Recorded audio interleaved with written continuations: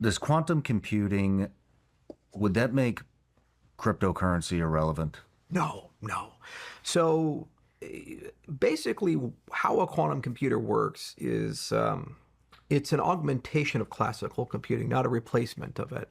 So the way I like to explain a quantum computer is imagine that you meet a really hot girl and she wants to give you her number, but she's kind of a bitch. So she's like, all right, I wrote my number in this library over there inside one of the books. You walk in the library, there's millions of books. And you're like, oh, fuck you. So she's legit. She wrote her number in there, but like, how do you find the number?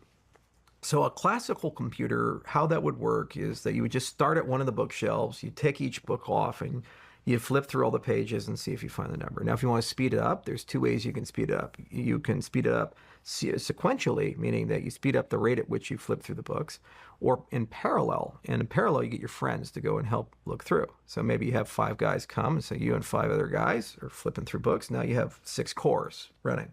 And if you want to sequentially, that's your clock rate. You speed it up. So for a long, long time, since the 30s, when we first started talking about these things, to today, that's been the paradigm of computing, is either speed up the clock rate or make it more parallel and find algorithms that can do that. Quantum computing is fundamentally different. What it does is it says, okay, here's what we're going to do. We have 3 things. We're going to do superposition. So we're, instead of looking through the books, we're going to have this magical way of taking all the books off the shelves and put them in a superposition state. And then we have interference and entanglement. And these properties allow us to, relatively speaking, know the location, the rough location of where that book is. Then we'll put them all back on the shelves, but the area that has the number, we're going to pull those books out slightly.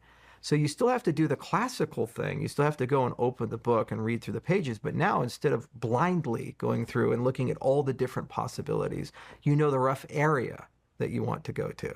So you go over there, you pull that book off, and lo and behold, the number's there. You get laid. Congratulations. Life is good. So that's quantum computing in a nutshell. And